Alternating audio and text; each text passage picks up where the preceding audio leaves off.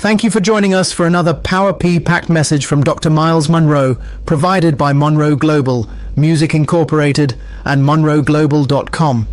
We transform followers into leaders and leaders into agents of change. We hope that this message is a blessing to Music U as you advance your life and discover your purpose. Now, let's go, music, into the message. I want to speak to you in the next few moments in this transition moment on the 10 keys to living above the storm. You've heard that theme all through this meeting because next year of the period of your life, 2012, is going to be a stormy year, and we have to understand the nature of storms.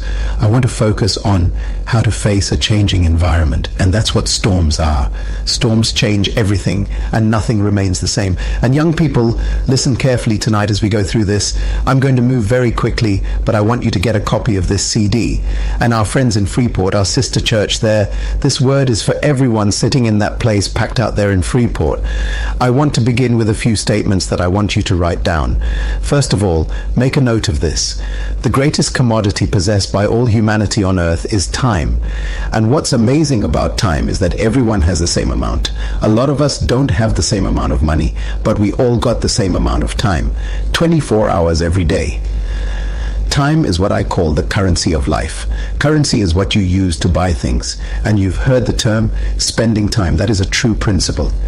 We spend time. And what you are was purchased by the time you spent what you are right now, your life.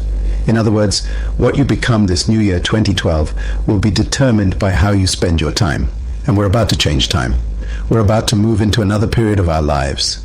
And what's amazing is whatever you use your time for in 2011 is what you have become today. And I believe that the greatest protection against wasted time is planning. Everybody say planning. The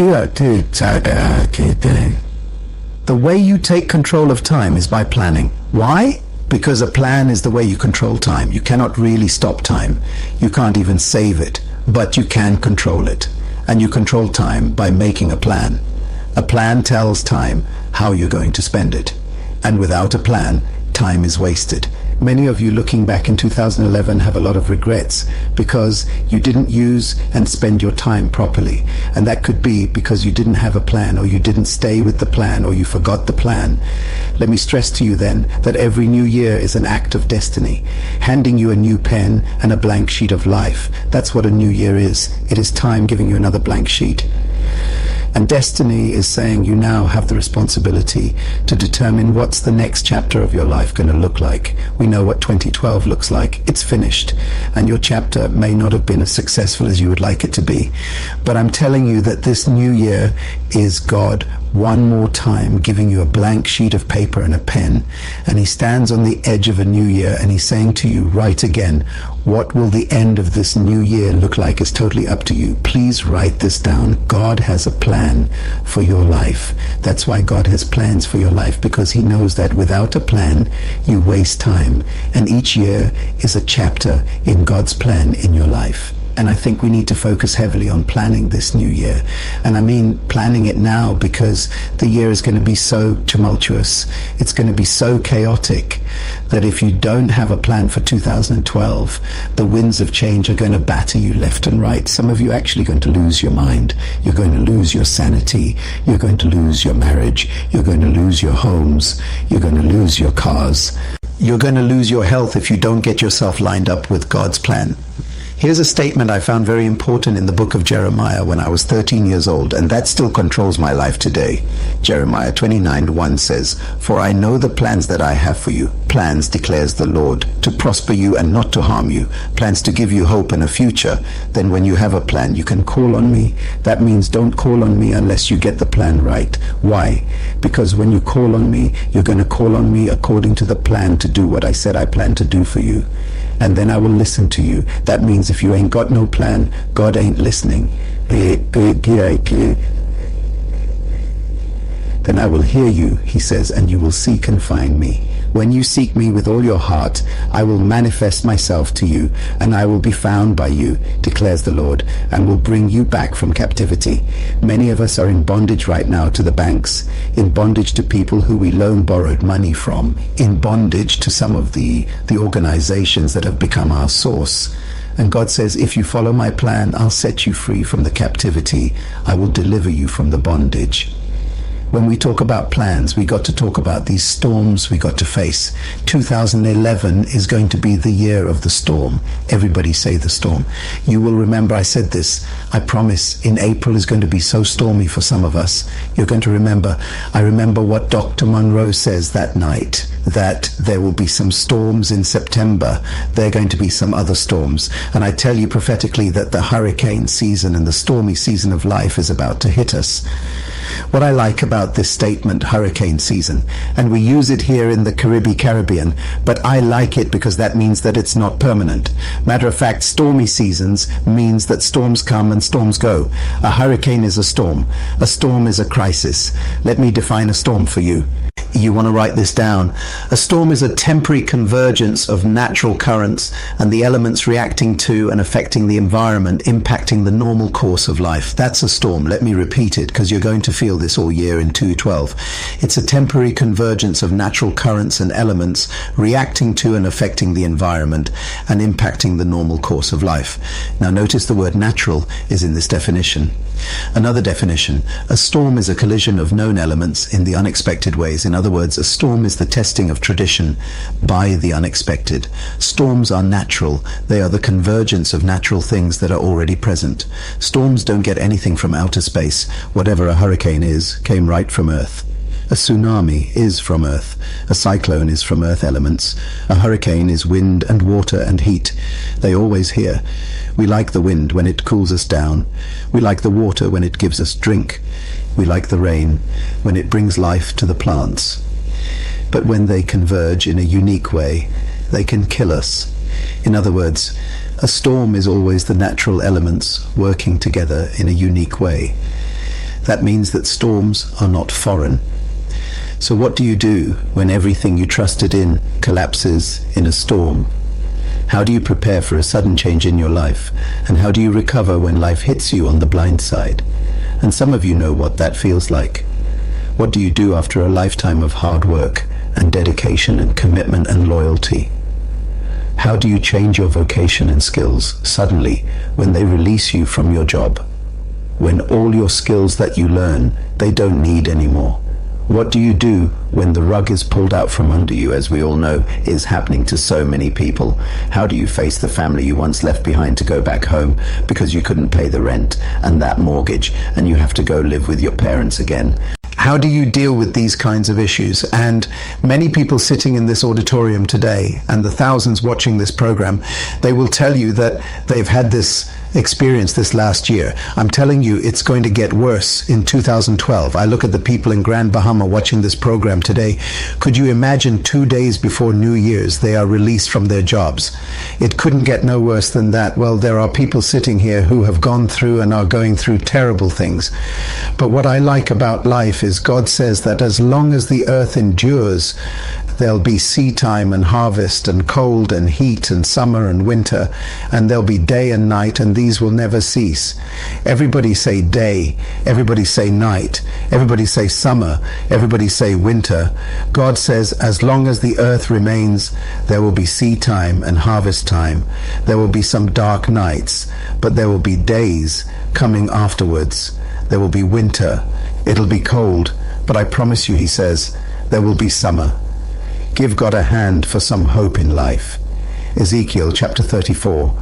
God says, I will bless the people and the places surrounding my hill. Watch him. I will send you down, showers in season, and there will be showers of what? Blessings. Take a breath. Some of you have been going around believing that God's going to bless you all the time. But according to that statement, God said you're going to get blessing all the time. Oh dear. Blessing comes how? Read it out loud. Come on, be honest. In season. Some of you in a season of plenty right now. Others broke. But let me tell you something about seasons. If you broke now, I guarantee you can't be broke forever. It's just a season of brokenness. Is that a new word? If you're sick right now, that's a season of sickness. Use your faith and say, God, I'm going to make it through this season. On the other side, this sickness is good health and good strong body. There'll be showers of blessing in what? Seasons. He says, in other words, seasons are controlled by God. That makes me very comfortable because whether it is raining or sunshine, God is in control.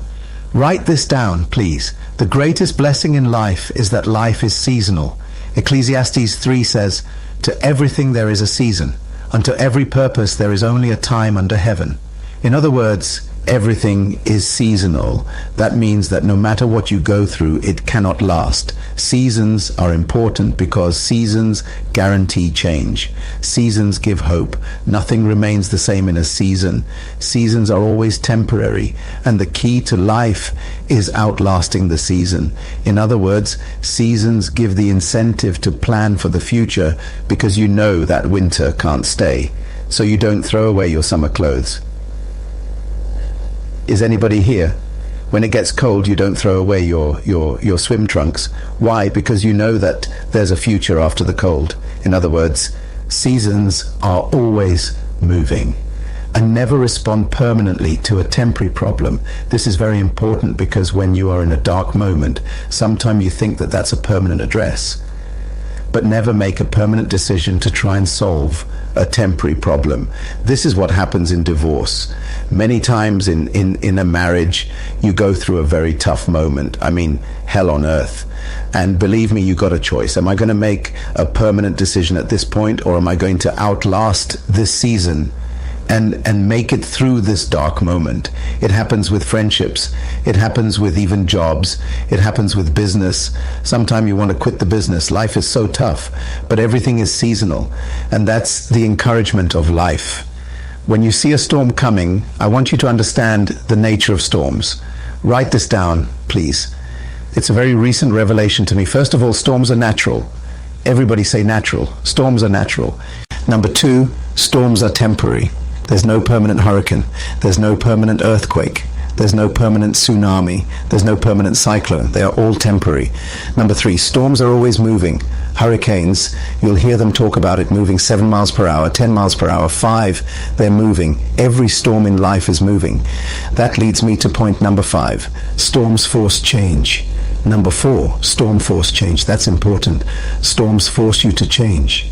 There's a tree in my yard that was a beautiful tree before the hurricane hit us this year. When hurricane hit us, my tree was gone. Wow, I missed my tree. So I had to get used to this tree not being there. Knock the top of the tree off.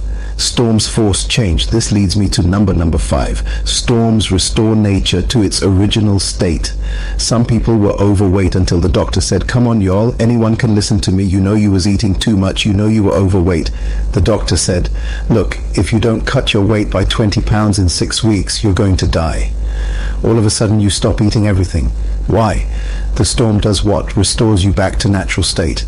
Your body says, based on your height and the size of your bone structure, you must weigh 125, but you weigh 200. So the storm comes with a heart attack and problems with your lungs and your liver, and all of a sudden your body says, look, bring me back to what I am. Don't curse a storm. It comes to bring you back to your sanity. Number 6. Storms expose weaknesses. There are some trees that look good until the hurricane came. You know those trees? They look beautiful, strong, big. All of a sudden, when they went over, you saw inside was rotting. There are people like that in this place. They look good, but when life hits them, bam, on the blind side. All the stuff you thought they were so strong in is exposed. Storms confirm how strong you are. No matter how much you claim you got faith, storms will test whether you got it or not. Storms reduce you to God again. That's why storms come. They come to reduce you back to God. Some people come so proud, they make so much money, they got all this stuff. All of a sudden, bam, God says, thank you very much. A storm comes to bring you right back down to God. Number 9, storms restore true value. I heard that testimony tonight of a gun to someone's head, and they called for the most valuable thing in their life. Half of the things you got, you don't use. The other half, you don't want. 1 pillar, 1 plate, 1 fork, spoon, knife, a pot, and some food. That's it. You don't need a TV in every room. You don't hardly be home to watch them anyhow. Come on, let's talk about this for a minute. You see, a storm will come to tell you what's valuable again, like your spouse and your children. I heard a man who was sick this year. I spoke to him yesterday. He says, "Doc, I'm home with my children." He said, "You don't understand. I was close to dead door in October, and I promised God this Christmas I ain't going nowhere. I can kiss my grandchildren again. I can talk to my son again, and he's 35. I'm gonna have some time with my daughter, and she's 42. Why? They are valuable to me all of a sudden because I was dead. A storm will bring you back to what's important. Don't curse a storm. And 2012, God's going to bring you back to what's important. And number 10, write it down. Storms remind us of our mortality. Storms will tell you you're going to die. Some folks just escaped death in a storm. You are sitting here today, some of you, by the grace of God. I mean, what you went through in 2012 and 2011, rather, you was at death's door, and you are still standing. A storm will just remind you that you ain't all of that. That's why every time I meet somebody who's proud, I tell myself, Dad will take care of that. There are some folks who think they don't need nobody. Don't worry about that. That'll take care of everything. So don't be cool around here. I ain't clapping. I ain't singing. You better sing. You ain't that cool, brother. That's why God brings storms into our lives, to reduce us back to our mortality, to realize that you ain't going to be here forever. That's right. I was speaking to Sister Andre. She's here tonight. I said, "Andre, your father died just a few days before the new year. Could you imagine? He couldn't make it the next year." And I said, "But he lived a good life. He poured his life into our country. You've got no reason to be ashamed. He was a strong man who served our country." Sir Clifford, darling, I wonder what you're doing. A storm will come to remind you that in everything you gain, all you can take is a box, and all them clothes that you're so cute, proud of, somebody else waiting for you to die. They're going to wear all your clothes. So you better get it straight in 2012 and get back to what's important. It's people and God and family and worship. Number 11, write this down. Storms deflate pride. There's some folks in here who, they never used to speak to you, but they speaking now. Why? Job gone, life gone, car gone, biker gone, everything gone. All of a sudden they won't be high. Storms will reduce you from your pride. Tell your neighbor, stay humble. And number 12, write this down. Storms point you to God. They take you back to divinity.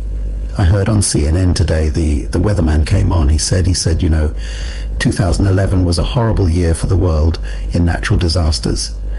And then he said, at the end, I wonder if man will ever be able to control nature. Never that house that you spent all that money on her again. Roof gone. Where that roof gone? Jesus Lord, the roof gone. Life is that fragile. And that's why 2012 must be a year that you learn how to handle storms. Write this down. The 10 purposes for a storm. What's the reason for a storm? Number 1, they come to restore natural balance. Number 2, they come to cleanse the environment. Number 3, they come to remove pollution. There are some people in your life that storms will get rid of. Some folks only because they got money now, But when your storm of brokenness hit you, everybody gone. And you find out who your true friends are. Everybody clap right there. You know who I'm talking about. All of a sudden they're gone. I call them pollution. Every time a hurricane leaves the Bahamas, the air is pure. The wind is clean. The water is beautiful. Why? Because hurricanes come to clean out pollution. Number 4, storms come to expose decay. Number 5, it comes to test your strength. Number 6, it comes to maintain humility. Number 7, storms come to reduce life to the essentials. Number 8, storms come to test your foundation. A lady said to me the other day, she said, "Pastor Myles, my light being off for 5 months." I said, "What?" She said, "Yep." And she said, "I finally got back to getting used to lamp and candle." I said, "My dear," she said, "don't feel sorry for me. I forgot what it felt like to read by a kerosene lamp. God will send and allow storms to bring you back to the essentials. Don't curse a storm." Number 8, storm come to test your foundation. Number 9, they come to test your building code. Oh my Lord, oh my yard. There are a lot of homes in the Bahamas that didn't build by the code. You all know some of them. And when hurricanes come, hurricanes expose them right away. They're the first ones to go. Well, your life is that way. If you ain't built by God's code, when the storms of life come, we see you exposed. And number 10, storms come to give you a key. What's this key? I found a key. Matthew chapter 16:19 says, "I will give you" what? The keys of the kingdom of heaven. Whatever you bind on earth will be bound. Whatever you loose on earth will be loosed in heaven. And then he says, "I will give you the secrets of the kingdom of God." Only you will have the secrets to be able to control the environment on earth. He's talking about kingdom people. Let's talk about one of these keys that I want to just share with you today. Matthew 7 says this, "Therefore everyone who hears these words of mine and puts them into practice is like a wise man who built his house on" what? The rock. The rains came down, the streams rose up, the winds blew and beat against that house, and yet it did not fall. Why? Because it had its foundation on the rock. Now I want you to check the next verse. "But everyone who hears these words of mine and does not put them into practice is like a foolish man who also built his house, but on sand. The rains came down and the streams rose up, and the winds blew and beat upon that house, and it fell with a great crash." Now here's the point I want you to learn from this. And Jesus Christ is speaking something very important here. First of all, storms are natural to life. He's saying, look, they come to everybody. Sometimes we think, well, I must be sinning because things getting tough. No. Storms come whether you sinning or not sinning. Whether you build on sand or rock, the storms come to both houses. Write this down. Number 2, storms must be expected. Christ was saying, look, whether you're in a secure house or a shaky house, the storm don't care, it's coming. Expect the storms to come. Number 3, storms come to everyone. Sometimes we think we are so unique. I'm the only one going. Listen, you don't understand. The folks behind you got 10 times more problems than you have. Everybody will face storms. That's what Christ is saying. Whether you are built on the rock or the sand, the storms come against you. Number 4, storms impact everyone. Number 5, storms are not the issue in life. And I thought it was important to remember, because if storms hit everybody, then the storm is not the issue. Let me say it slow. If the storm hits everybody, then the issue in life is not storms. Don't worry about the storm. It coming anyhow. You got to focus on something else. In other words, storms come to expose what you were built on. So the most important thing in life in 2:12 is not how many storms are coming. You got to focus on, am I built in the right way? In other words, the structure is more important than the storm. That's why God brought you here tonight. He brought you here to tell you that there are going to be a whole lot of storms more frequently in 2012. But I'm going to give you the key. He says the key to rising above the storm of life is to secure your building code, your foundation, and your material that you built out of. I have no fear of storms, no fear of anything in 212. Why? Because it ain't a storm that's the problem. It's whether I am built on the right foundation and got the right material and got the right code. If you don't have the right stuff, he says there will be a great crash. You'll fall apart. In other words, you are never remembered by what you avoided in life. You are remembered by what survived. Never trust the person who ain't been through no storm. I will never forget when I read Bill Gates' book. I will never forget it. They asked Mr. Gates, how do you They said, what's the secret to your success in Microsoft? And he said, the managers. They said, how do you hire managers? He said, I interview them myself. They said, what's the process? He says, well, I interview managers and I ask them the basic questions. He said, but there's one question I reserve at the end, and if they get this right, I hire them. If they get it wrong, I don't hire them. They said, what's the question? He said, the question I always ask them is this: have you ever failed before? Have you ever made a mistake? Have you ever had a collapse in your work life? He said, if they say no, I don't hire them. I don't trust anyone, he says, who ain't been through a storm. Why? Because you are not remembered by what you avoided. How do we know David, Goliath? How do we know Joshua the wall? How do we know Samson the Philistines? How do we know Moses, Pharaoh? If you ain't got no problem, you ain't got no reputation. What made Mandela famous? Jail. What made Martin King Jr. famous? Jail and hoses and dogs. Listen, why don't you give yourself a great opportunity to become famous next year? Invite some storms to come into your life and show them how bad you are. Just show them I'm a stand, and after having done all, I'm going to stand. Applause. Never trust a person who ain't survived nothing. Everybody could bribe, but few of them can testify. Let me tell you something. Eagle. The eagle is the only bird that looks for storms, and it's the only bird that God identified with. The eagle is a strange bird, and he's the king of birds. Here's why. Number one, the eagle is the king of birds because the eagle understands storms. Thirdly, the eagle looks for storms. It's the only bird that looks for storms. In the desert, you see an eagle gliding high, looking for storms, sandstorms, and then cyclones. Why? Because the eagle welcomes storms. Why? Because the eagle flies toward the storms when he sees it. Now, why would you do that? The answer is very simple. The eagle uses the storm to increase height. Number 7. The eagle uses the storm to rest. The eagle wing can be 7 feet span, and when an eagle sees a storm, he goes into the storm. He lets the current of storm push him up higher, and then he sets his pinions and he rests on the top of the storm. When the storm is present, the eagle rests. I'm an eagle. Number 8. The eagle uses the storm to cleanse his feathers.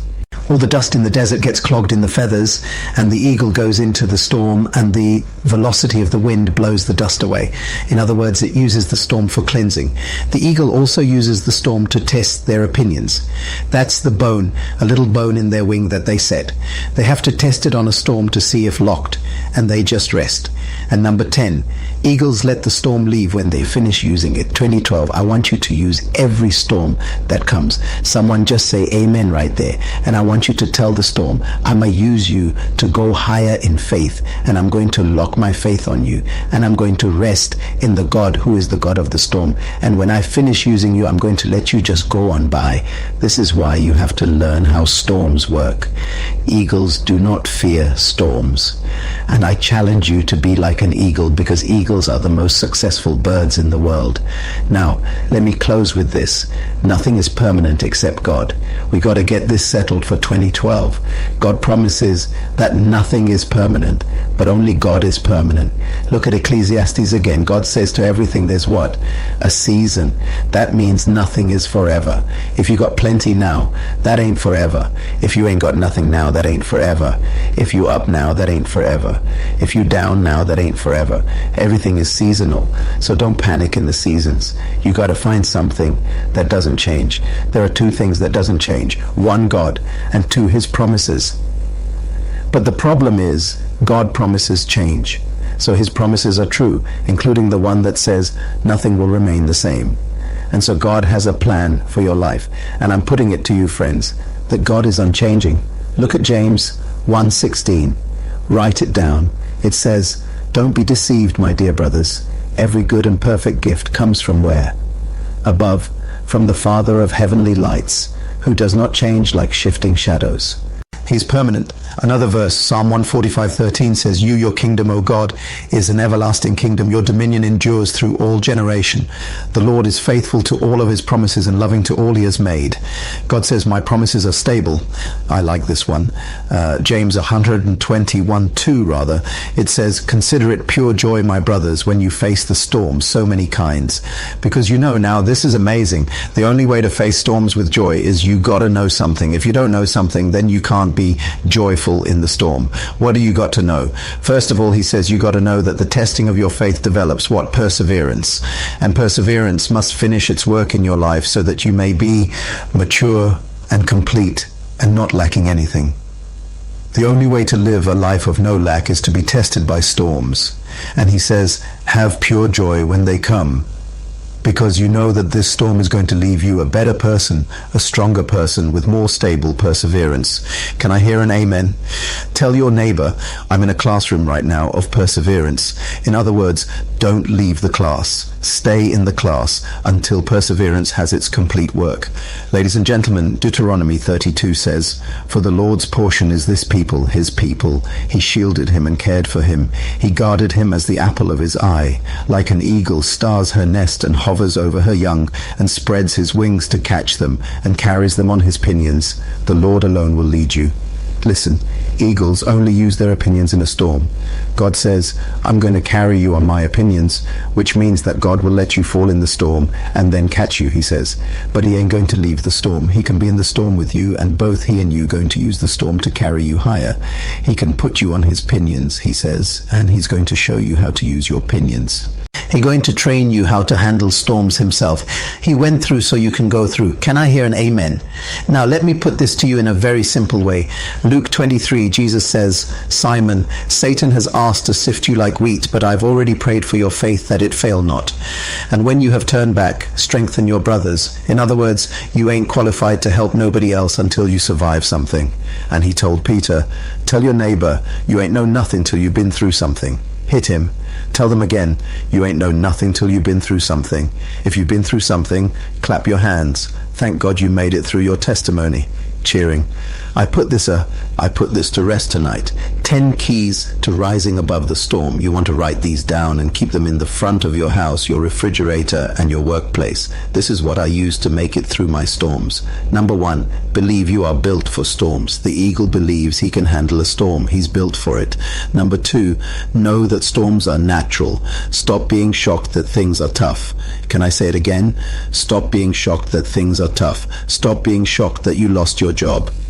Stop being shocked that the business going through a tough time. Why? Storms are natural. Number 3, you must understand the nature of storms. That's why I'm teaching it tonight. Number 4, do not curse the storm. You can spend your whole year getting mad at something that happened, and so you waste all your energy on madness instead of using your energy on progress. Don't curse the storm. Understand it and use it. Number 5, use the storm to test your true self. Number 6, let the storms expand the limits of your potential. And number 7, use the storm to rest and test your faith in God. You know why God will strip you? So you can trust him. God will bring you to everything zero. You know, Job's story is a good job. Satan said to Job, I mean to God, let me take everything from Job and he'll curse you. God said, okay, go ahead and try. I know my servant Job. That's not in the Bible. God says, I know my servant Job. I know the guy. Why? I don't test him already. Satan said, okay, watch him. I'm going to take everything. Let me take everything. Okay, you can take everything, but don't touch his life. And the guy lost his farm, went into foreclosure. All the children died. His body was struck with boils and sickness and disease. All the cattle died. All that he had was gone. And his wife was mad at him. Now you can't get no worse than that in life. Everything gone. And then the wife turned around and said, why don't you curse God and die? Well, this God who you claim to serve, look what he let happen to you. Some of you will feel away tonight. This God who you've been giving tithes to and given offerings to, and you've been going to prayer meeting. How come all this stuff is happening? Hey, storms are natural. And storms come to test your faith in God. Yes. Matter of fact, storms will come to remove your fate out of your boss. It'll take your fate out of your company. It puts it back where it belongs, in God.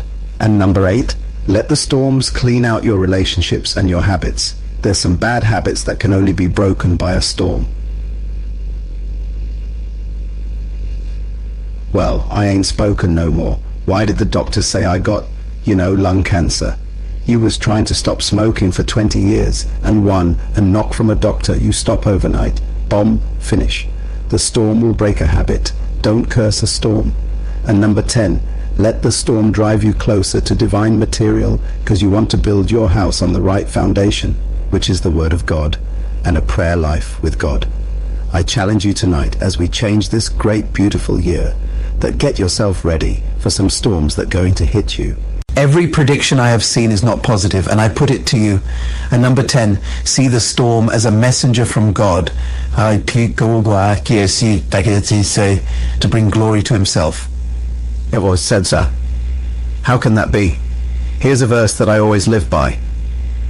So if you think you are standing firm, be careful that you don't fall.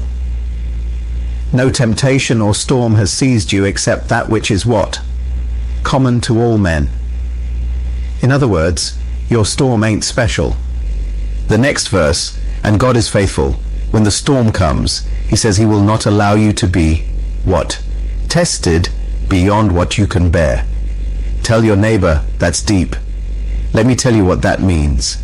That means whatever you face in 2012, God allowed it, because God knows you the same way he knows Job. Let me say it again. Whatever you face in 2012, it doesn't matter. If it's a big one, that means God thinks big of you. Why? He won't allow you to face what you are not able to overcome. So if he allows it, he trusts you.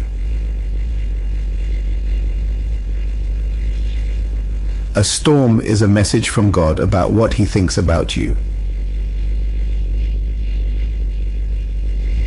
If you got a broke toe and you think that's a big deal, then God think you can handle a broke toe. But if you lost your leg, God said that you can handle leg loss. And if you lost your house, God, you can handle lost house. Why? I got another one coming bigger than that. In other words, every storm that comes is God saying to you, go girl, you can handle this. Come on, son, you can handle this. I won't allow it if you couldn't handle it. That means if it comes, you got what it takes to overcome it. Give God a hand for the ability to overcome storms. Hallelujah. I put it to you then that God has an answer. You must remember this. Give yourself back to God. And I put it to you as my encouragement to you on this great last opportunity that you have to remember these simple statements. 1, initiate the solutions to storms next year. Don't wait. And I think Pastor Dave said it tonight. Don't sit around, wait for somebody to approve what you're about to do. God will tell you what to do in a storm. Number 2, place demands on your own potential. Initiate your own development. Number 3, test the creativity of your mind. God will give you stress to stretch your mind, or you will allow stress so you can think bigger. Number 4, believe in your ability to solve problems and look at what you have. You got more than you think you have. And number 6, study what you have. Number 7, see potential in the resources around you. Number 8, see beyond what normal in your life. Number 9, understand the true nature of what you have in your life. There are people and things and products that you have that will transform what you have. And number 10, act on faith. 2012 is a year that you're going to have to depend on heaven more than earth. I'm going to repeat this. 2012 will be a year that you will have to depend on heaven more than earth. I say it for the 3rd time. God is telling us, 2012 of so many storms, that you're going to depend on heaven more than earth. Hey, but the good news is God knows you are an eagle. Applause. Thank you once again for listening to this message, as we music hope that it has been a blessing to you. Our goal is to show you new paths and opportunities, so music, that you can discover your purpose. It is your love, support and partnership that makes Munroe Global possible. Please visit us online at www.munroeglobal.com for more product partnership, or to join us at one of our live events around the world.